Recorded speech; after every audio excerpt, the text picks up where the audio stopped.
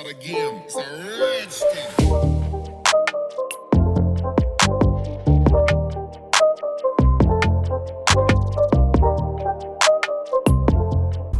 Olá, eu me chamo Thiago e irei explicar um pouco da filosofia do escalonador MLFQ e alguns assuntos que abordam esse conteúdo. No escalonador MLFQ, que seria a abreviação de Multilevel Feedback Queue, que traduzindo para o nosso idioma seria fila de prioridades multinível, consegue-se mover os processos entre filas, o que significa que um processo nem sempre pode pertencer fixamente a uma determinada fila, mas sim passar de uma fila para outra. Nesse slide, eu listei por tópicos alguns conceitos que explicam melhor a funcionalidade do escalonador em questão.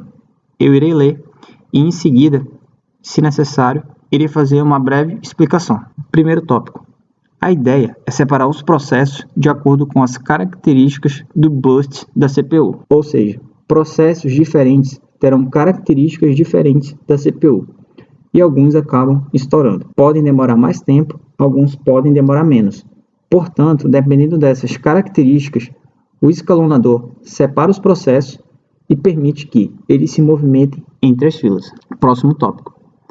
Se um processo usar muito tempo de CPU, o mesmo irá ser movido para a fila de prioridade baixa. Este é um bom exemplo de como os processos podem ser movidos entre as filas. Aqui, o que se deve fazer é mover esse processo que está usando o CPU por muito tempo, retirá-lo da fila de prioridade alta e colocá-lo na fila de prioridade baixa, para que os outros processos possam concluir sua execução e todos terem uma chance de rodar de forma mais responsiva. Próximo tópico. Esse esquema do MLFQ deixa os processos interativos e vinculados de entrada e saída nas filas de prioridade mais alta. Acredito que este conceito ficou bastante claro. Próximo tópico. Além disso, um processo que espera muito tempo em uma fila de prioridade mais baixa pode ser movido para uma fila de prioridade mais alta. Portanto, caso não aconteça essa troca de prioridade de um processo que está aguardando muito tempo esperando para obter a CPU, mas que nunca está recebendo, o que vai acontecer é que acaba ocorrendo um starvation, ou também conhecido como inanição, que é quando um processo espera indefinitivamente e nunca é escolhido para ser executado. Nessa parte, irei explicar quais os problemas que o MLFQ resolve. O MLFQ, ele basicamente resolve dois problemas de escalonamento ao mesmo tempo. Quais são? Primeiro, processos que têm um tempo de execução ruim, ou seja, o escalonador de agendamento MLFQ, ele otimiza o tempo de execução e consegue utilizar melhor o uso de recursos dentro da CPU. Segundo, processos que não têm prioridades em relação ao tempo de resposta. Ou seja, o escalonador MLFQ me dá a oportunidade de ter prioridades entre os meus processos. Nessa imagem, apresento o esquema de agendador MLFQ, que é um sistema operacional. Consiste em um conjunto de filas FIFO e uma política de agendamento. O número de filas varia de 2 a um determinado número de acordo com a implementação. Cada fila tem um valor associado, indicando o quanto máximo para um processo a ser enfileirado nessa fila. Filas de prioridade mais alta têm valores quânticos menores associados, e esses valores aumentam entre filas sucessivas. Inicialmente, nessa imagem, todos os processos entram na fila de maior prioridade. Um processo é rebaixado e enfileirado na próxima fila de prioridade sempre que excede o quanto especificado para permanecer nessa fila. Portanto, essa abordagem leva à priorização de processos de curto a longo prazo. Os primeiros tendem a ser concluídos nas primeiras filas, enquanto os seguintes tendem a afundar na fila de prioridade mais baixa. A política de agendamento no MLFQ costuma ser, no geral, bem simples. Para determinar o próximo processo a desenfileirar,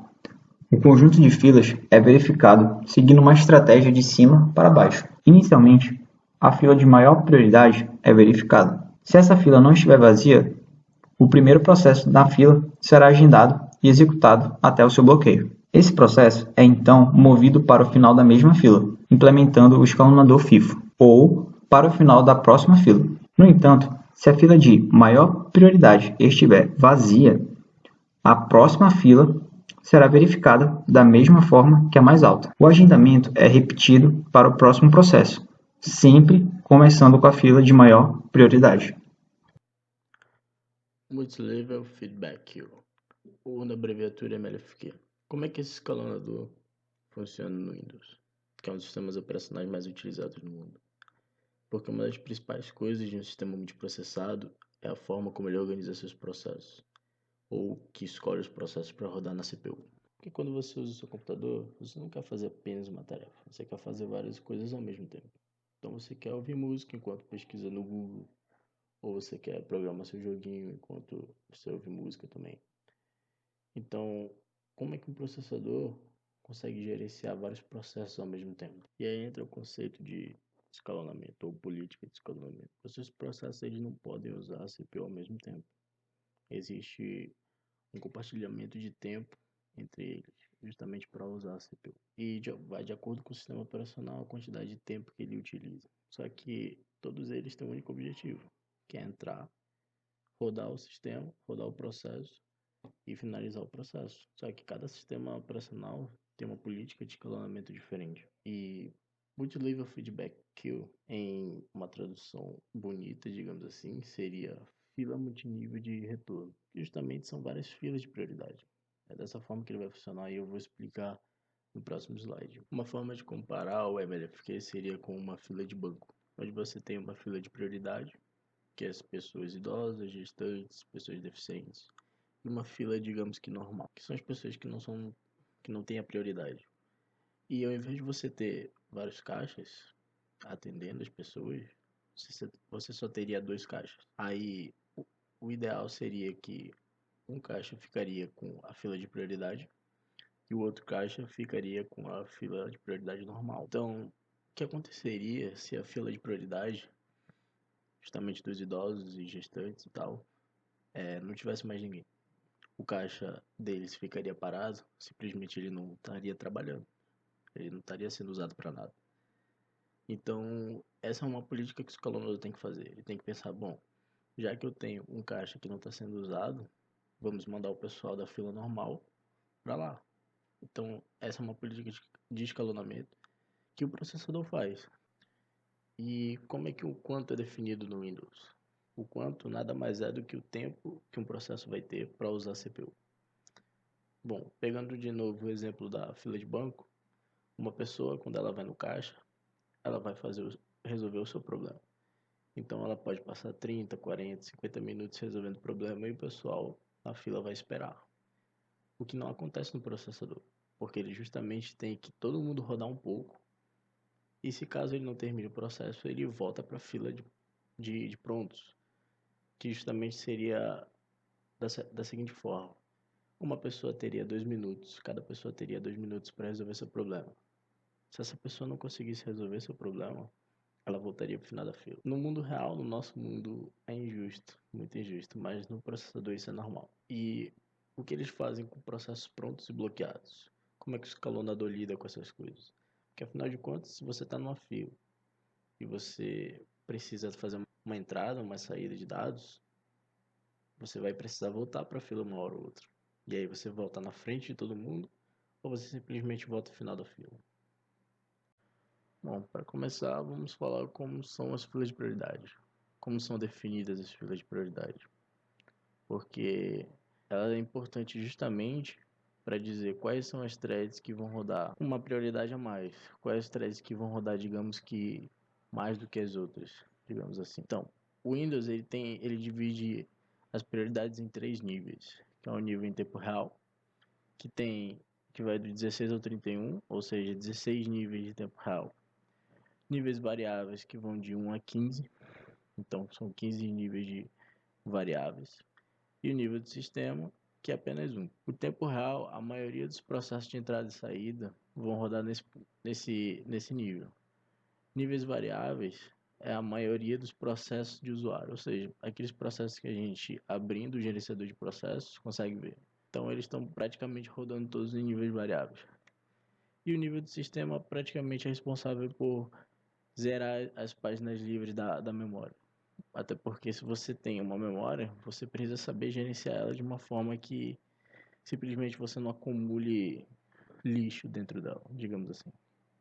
Então, antes de a gente continuarmos, o que são threads? Bom, threads são mini processos dentro de um processo, ou tarefas dentro de um mesmo processo. Pode haver mais de uma thread dentro de um mesmo processo. Por exemplo, supor que você está usando o editor de texto. Enquanto você está escrevendo, existe uma tarefa ou uma thread que está salvando todo o seu arquivo. Caso você, por exemplo, desligue o seu computador sem querer, você não vai perder seu arquivo porque justamente essa thread estava salvando para você. Ou enquanto você está escrevendo, essa outra thread está salvando, existe uma outra thread que está verificando essa gramática, caso você tenha escrito algo errado. Praticamente dessa forma que as threads funcionam. São mini processos que vão ocorrer dentro da CPU, justamente dentro de um mesmo processo. As filas de prioridades do Windows elas são divididas de duas formas diferentes, em dois sistemas diferentes, digamos assim, pela API do Windows e pelo kernel do sistema. Na API do Windows, ele divide primeiramente os processos em 6 classes de prioridade: em tempo real, alta, acima do normal, normal, abaixo do normal e baixa espera. E essas prioridades você consegue trocar justamente no gerenciador de processos. Se você vem em gerenciador de processos, detalhes, aí você escolhe o processo que você quer, mudar a prioridade, e aí define uma prioridade, vai na aba de definir prioridade, e você pode escolher a prioridade nova que você quer. Lógico que isso aí vai fazer muita diferença. Dependendo do processo que você escolher, pode prejudicar ou não o seu sistema. Se você colocar, por exemplo, um processo que vai demandar muito da CPU e colocar ele em tempo real, você pode prejudicar outros processos de entrada e saída que rodam em tempo real. A API do Windows, ela também atribui uma prioridade relativa a cada thread do mesmo processo, porque como eu falei, um processo pode ter mais de uma thread. E aí ela subdivide em inativa, mais baixa, abaixo do normal, normal, acima do normal, mais alta, tempo crítico. Eu diria que essa daqui é a thread que realmente precisa rodar o tempo todo. E como é que é definido o quanto?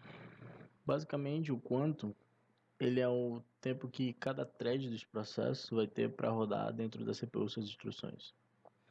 E ele é definido pelo clock do relógio, que em processadores x86 e x64, a média do intervalo do relógio é de aproximadamente 15 milissegundos.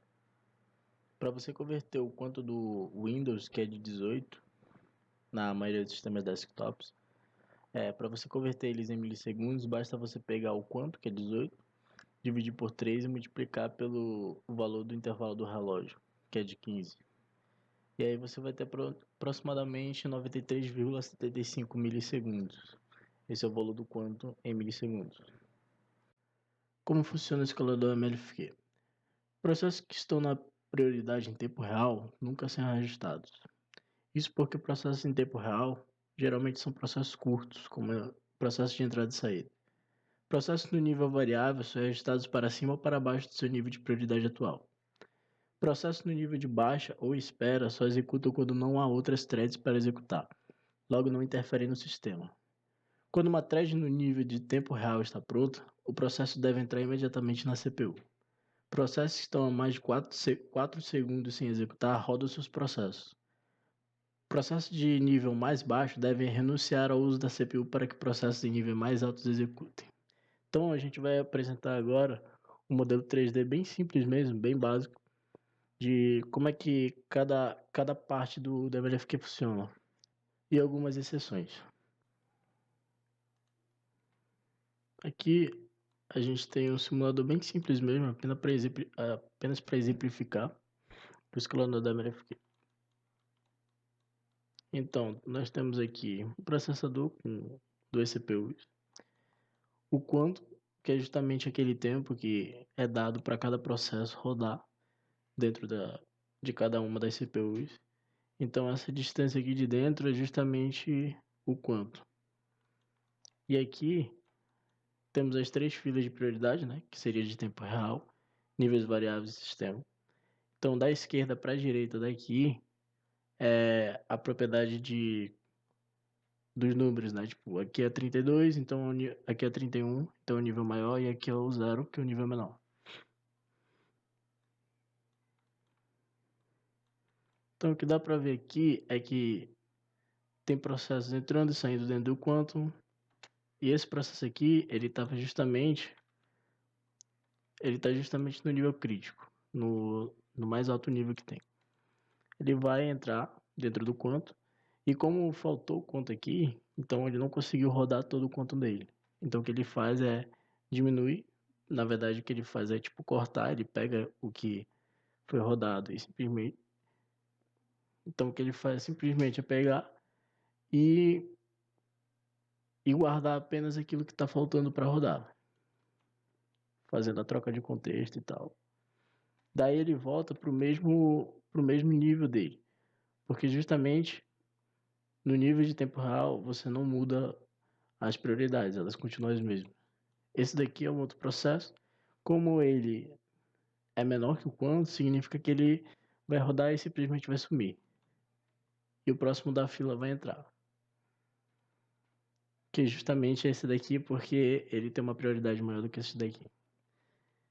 E agora, já que não tem mais outro, quem vai rodar é ele. Ele pega e diminui o quantum dele, ele usa todo o quantum, e o que sobra volta para a fila enquanto o outro vai rodar. Como esse daqui é menor, como esse daqui usa uma quantidade menor de quanto do que ele tem, então significa que o processo dele vai acabar. E como ele não tá rodando, ele não vai rodar de novo, ele vai embora. Esse daqui ele vai voltar, só que ao invés de ele voltar para a fila que ele tava, que seria essa daqui, ele volta para uma fila menor, inferior. Que é dessa forma que acontece quando você não usa todo o quanto. É assim que o escalonador da MLFQ funciona. E quando uma thread que estava em espera, no nível de prioridade 18, volta. E uma thread no nível 16 estava rodando dentro da CPU. A gente vai mostrar no simulador. Certo. Então aqui nós temos uma fila do nível 16 com vários processos. E esse primeiro processo ele vai entrar dentro do quantum. Só que a partir do momento que ele entra, chega um processo no nível 18. Tá vendo? Ele usa o quantum. A questão é, ele vai para o final da fila ou ele vem para o início da fila? Bom, praticamente o escalonador MLFQ do Windows ele pega e o processo volta para o início da fila, porque o nível de prioridade mais alta, a thread de prioridade mais alta vai ter a preferência do quantum dentro da CPU. Depois que ele usar, ele volta para o quantum da CPU e utiliza ela. E aí normalmente.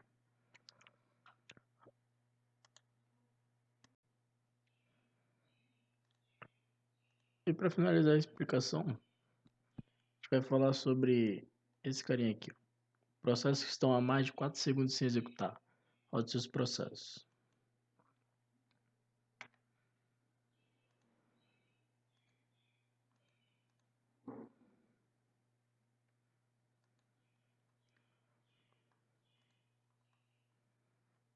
Bom, aqui a gente tem um exemplo bem simples de como essa troca vai funcionar. Que a cada 4 minutos, a cada 4 segundos, se um processo não rodar a cada 4 segundos, na verdade 5, ele entra no quantum. Na verdade o nível dele aumenta, ou seja, ele sai, por exemplo, daqui. Nosso exemplo ele vai acontecer o seguinte: ele vai sair dessa prioridade dele, a prioridade 7 dele, e vai para a prioridade 15.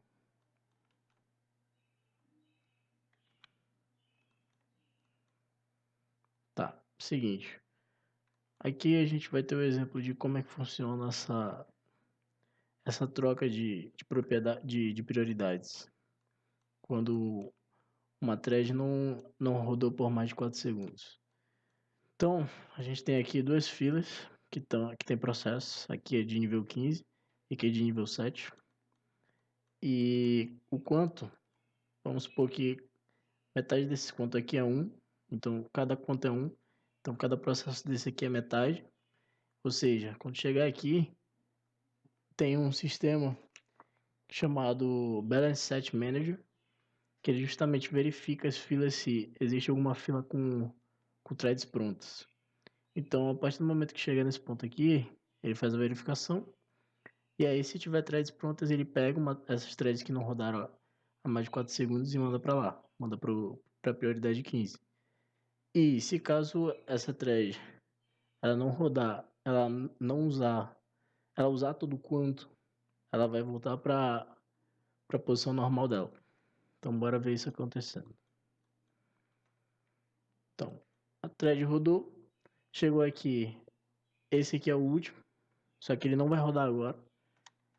Eles vão vir para a prioridade de nível 15 aqui. E esse processo já entra e sai também, porque afinal de contas ele é muito rápido. O processo vem, ele não roda todo, ele usa todo o quanto dele, então ele volta para a posição dele.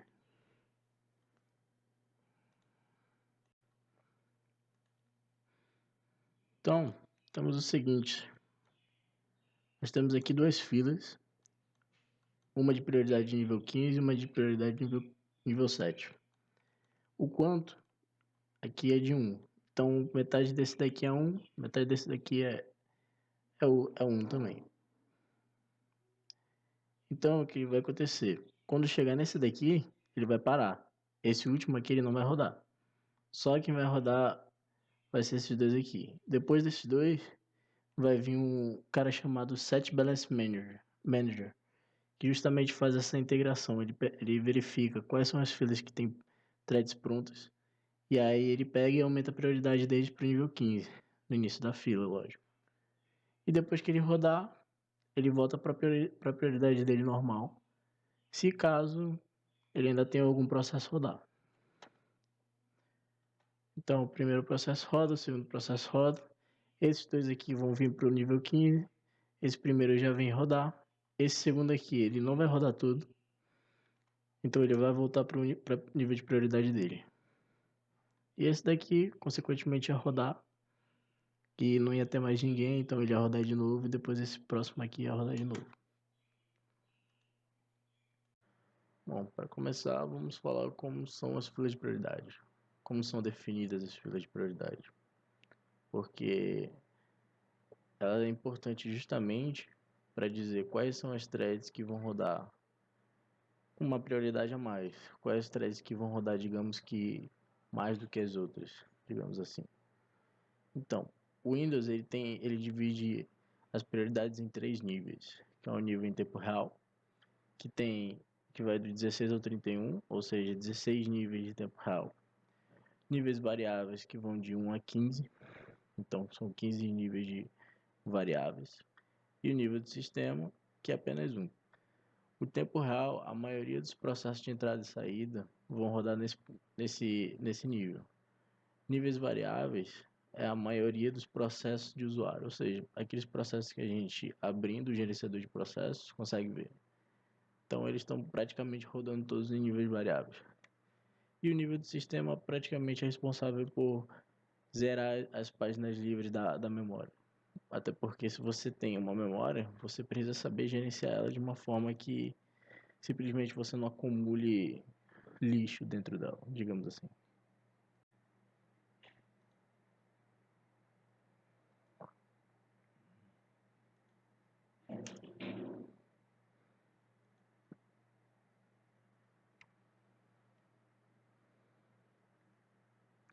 Então, antes de a gente continuarmos, o que são threads?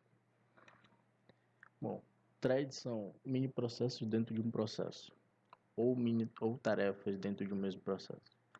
Pode haver mais de uma thread dentro de um mesmo processo. Por exemplo, supor você está usando o editor de texto. Enquanto você está escrevendo, existe uma tarefa ou uma thread que está salvando todo o seu arquivo. Caso você, por exemplo, desligue o seu computador sem querer, você não vai perder seu arquivo porque justamente essa thread estava salvando para você. Ou enquanto você está escrevendo e essa outra thread está salvando, existe uma outra thread que está verificando a sua gramática, caso você tenha escrito algo errado. Então, praticamente dessa forma que as threads funcionam. São mini processos que vão ocorrer dentro da CPU, justamente dentro de um mesmo processo.